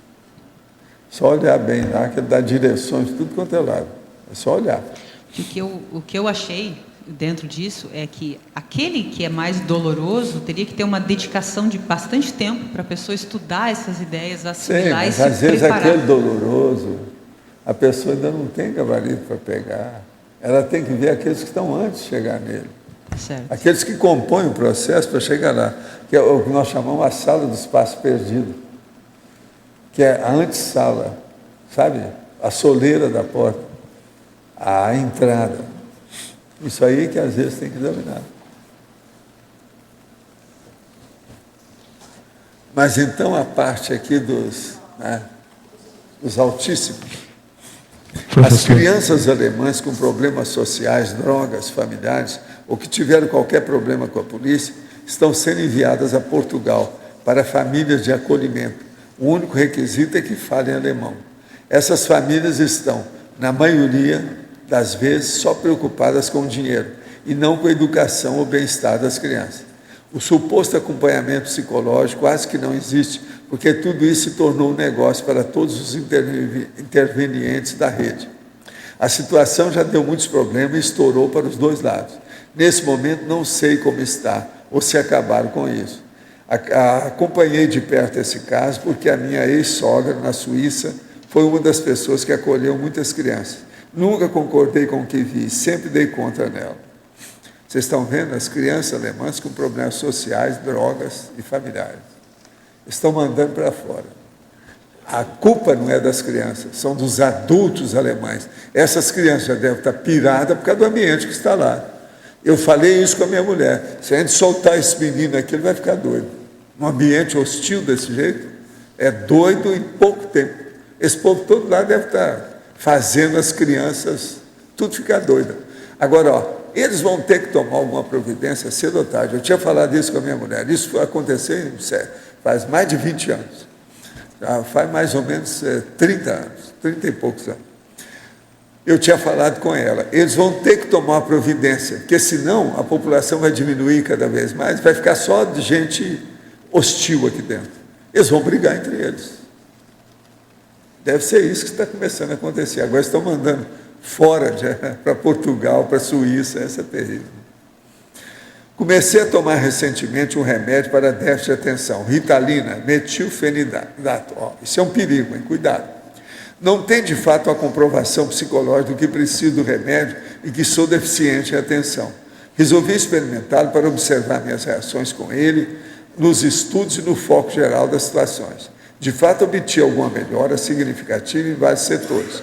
Menos distração, melhora de foco para a realização de tarefas, menos ansiedade, menor apetite desmedido. E o que mais me surpreendeu foi a anulação dos sentimentos desnecessários. Digamos que fiquei desdramatizado. Sei que não é ideal depender de remédio, mas vejo que a Ritalina tem me ajudado a alcançar um potencial que parecia ser meu por direito, mas que não estava fazendo uso. Qual a opinião do senhor quanto ao uso de medicamentos, não necessariamente para doentes, mas para alguma melhora no desempenho pessoal? Não. Remédio a gente só pode dar para quem é doente. Esse negócio de desempenho pessoal, a pessoa que fica tomando uma opção de energético, um milhão de coisas, isso é loucura. Não deve fazer isso, não. A gente pode ter complementos alimentares, isso é outra coisa.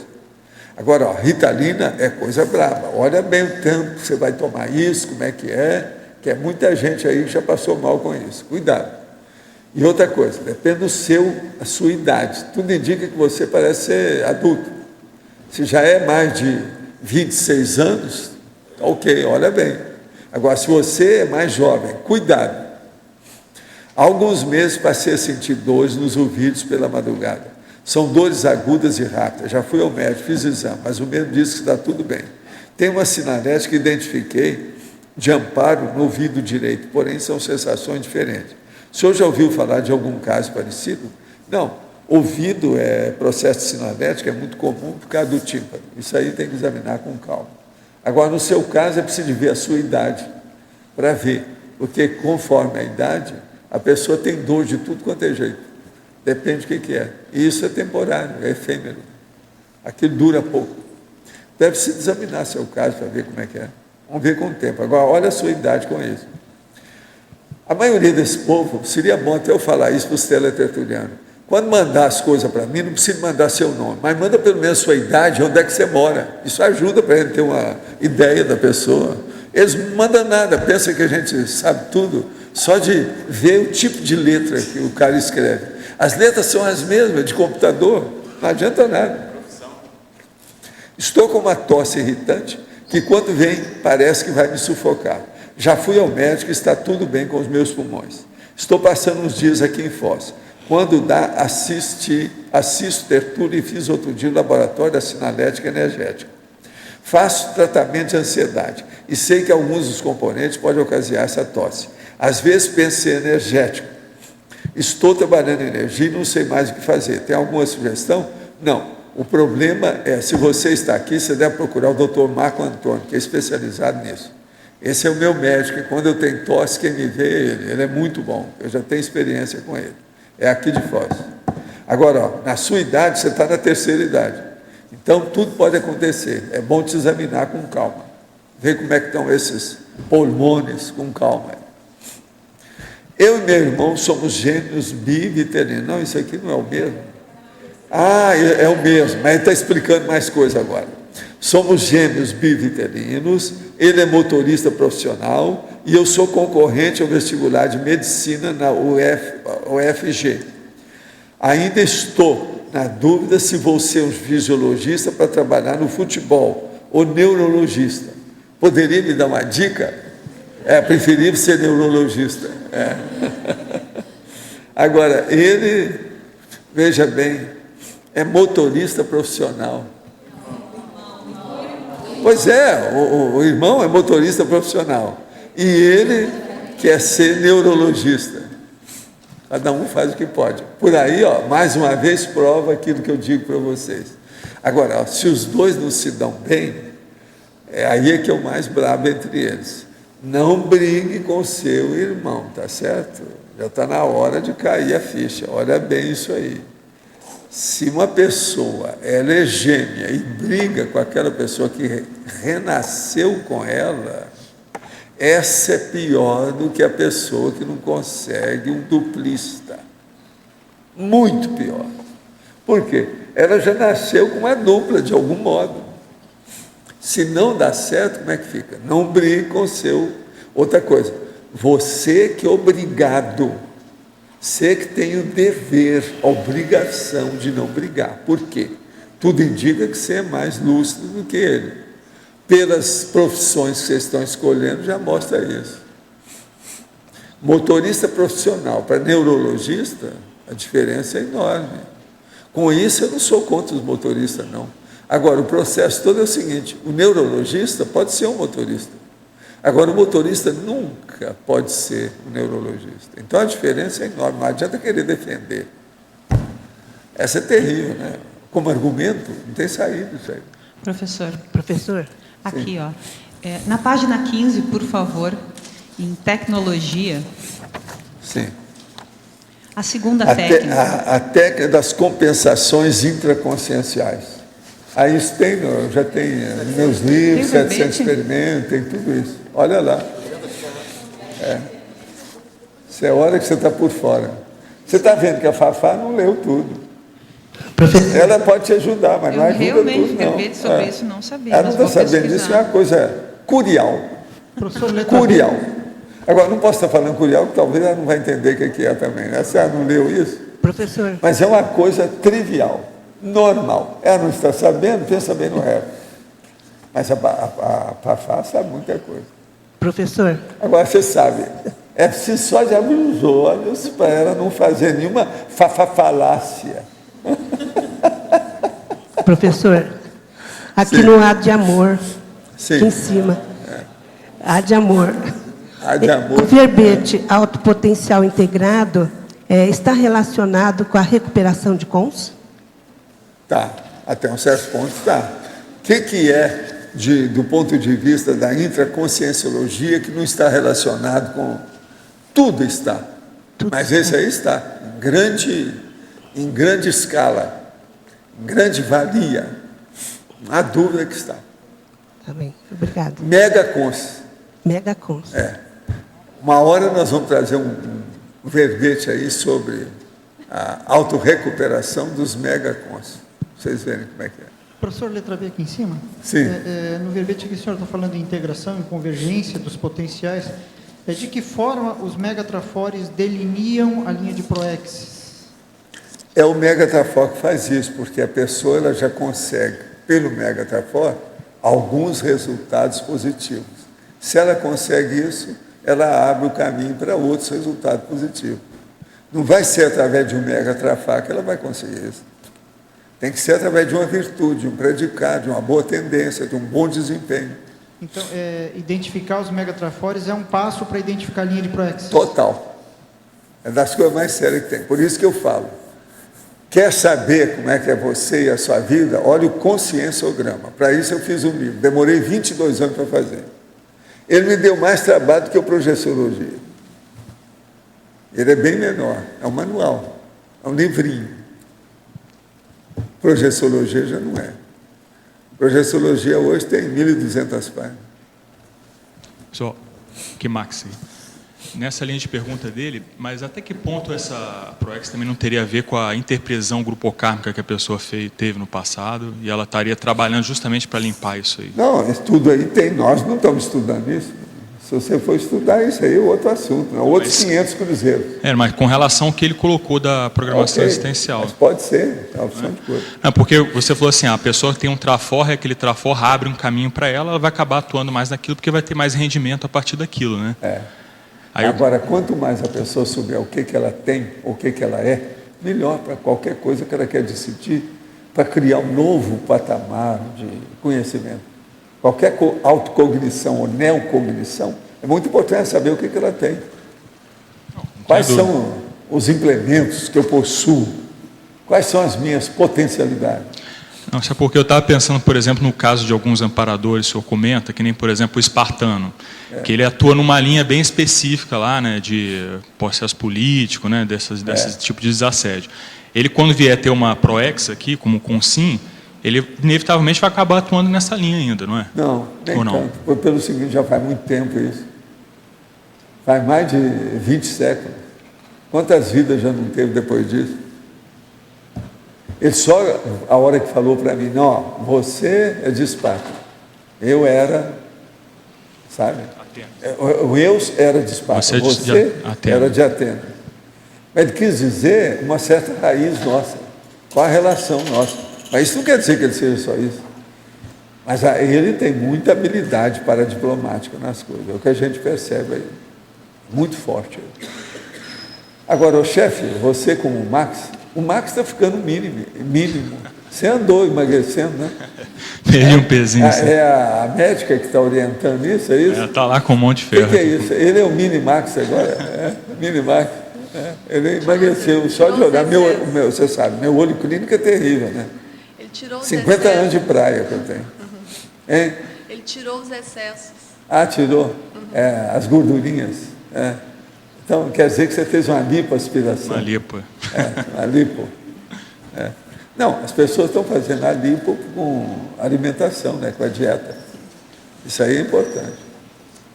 Agora, vê se você está dormindo direito, olha bem isso. Você emagreceu, a gente vê até na cara. Não, mas eu estou com o mesmo peso que eu estava quando eu cheguei em Foz. Mas quando você chegou, precisa saber como é que você mas eu estava normal, né? Fui ganhando 1,5 kg a cada ano aqui em Foz. Piorou tudo do jeito que era? Piorou tudo, né? Você tem que saber aí, como é que é. Não, está melhor. Está melhor, né? Então, se ela falou, a água parou. Né? Mas olha, quem é mais? Do lado aí do amor ou do lado da beleza? Como é que é? Quem é que está? É do lado aqui. Professor, há um mês atrás, mais ou menos, dia 6 de julho, você estava numa tertúlia, mais ou menos aos 55 minutos, o senhor falou assim do nada, que ele estava falando de experiência, e eu até lembrei dessa daqui. O senhor começou a falar de acidente aéreo. Nesse mesmo dia, 2 horas depois que o senhor falou, aconteceu um acidente aéreo realmente. Depois o senhor podia olhar os seus guardados, ver se o senhor não entrou na faixa da assistência com essas consciências, não? Você precisa de ver quando é que foi isso. Né, que eu tenho certinho, foi dia 6 de julho, um acidente em Pirassununga. Aí você falou assim, quando você estava falando, comentou aquela passagem do Chico Xavier, inclusive falando que era gente da FAB, etc. E o acidente foi com gente da FAB. 2 horas depois. Pode ter sido dos nossos amigos. Temos aí que são especialistas em acidente. Pois é. Essa turma que faz assistência conosco hoje. Então foi um processo, provavelmente nesse horário. Nós temos muita gente hoje trabalhando extrafisicamente por um motivo muito sério. Nós temos muitos tenepsistas aqui. Eu nem sei atualmente quantos são. Você tem uma ideia de quantos são?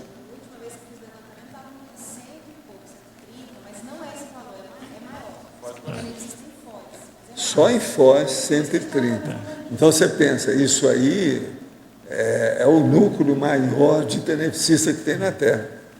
Então, isso cria um processo de assistência muito sério em matéria de acidente, que sempre influi, não tem jeito. Agora, você veja, mais de 100 pessoas aqui, você pensa bem, mais de 100 pessoas, tem algumas dessas pessoas que, se a gente for fazer, vamos supor que seja 125 pessoas. Nós temos, então, o seguinte, a cada hora tem no mínimo 5 pessoas que estão em... Como são 50 minutos, o dia inteiro, às vezes, tem gente que está funcionando. Vocês estão entendendo? 125 divide por 24 horas, nós temos 5. Está certo? São 5 vezes. Como é que fica? Se você pegar 5, como é que fica isso? Isso tudo tem que ser estudado com o tempo, com calma. Agora, depois tem que estudar também o processo do GPS, o problema geopolítico. Qual a rua, onde é que tem mais gente, por que é, de que modo que é. Isso tudo funciona mais. A distribuição física do Agora, eu acho que a Cognópolis é que vai ter o maior centro de telepsista do mundo, com o tempo. Sendo assim, aqui vai criar um ambiente ainda mais forte que o que nós temos hoje. Se for tudo no mesmo bairro, entendeu? Uma porção de gente no mesmo bairro. Já pensou se amanhã nós tivermos aqui, por exemplo, essas 100 pessoas, tudo só dentro da Cognópolis? Eu penso que umas 50 nós já temos aqui. Se for estudar, tem. 50 já até tem. Mais de 50 já. Mas agora pensa bem na ampliação disso. Como é que fica? Eu acho que já tem mais, se contar os condomínios. condomínios. Não, eu estou dando uma por baixo, pelo menos. É, com certeza. Pelo tanto de gente que tem nos condomínios aqui, é só olhar, fazer o levantamento. Eu não sei quanto povo tem nos condomínios. Agora tem que examinar quantos. Agora, por exemplo, se tem 150 e são 600 pessoas, então, em cada 4 pessoas que moram aqui em Foz, do nosso povo da CCCI, faz tenente. É 1 em 4. O dia, por exemplo, que chegar a 200 pessoas, é 1 em cada 3 pratica tenente. Como é que fica? Né? Precisa fazer. Tinha uma pessoa que estava interessada em fazer esse levantamento. A pesquisa... ano passado. Vai sair o resultado. O Igor estava falando. Foi mais de 300 que responderam do mundo inteiro. Mas ele tem uma distribuição física também. Ele pode trazer alguma informação. Eu tenho muito interesse em ver a Cognópolis. Isso aí nos ajuda, pode ajudar muita gente, além da gente. Vale a pena ver. Gente, então eu agradeço muito vocês. Hasta amanhã. E os nossos comerciais, por favor. Obrigada. As pontuações da tertúlia de hoje foram 57 assinaturas no livro de presença, 21 perguntas presenciais, 21 perguntas respondidas online, 34 votos presenciais, 7 votos online. Agora, Eliana vai falar sobre os amigos da enciclopédia.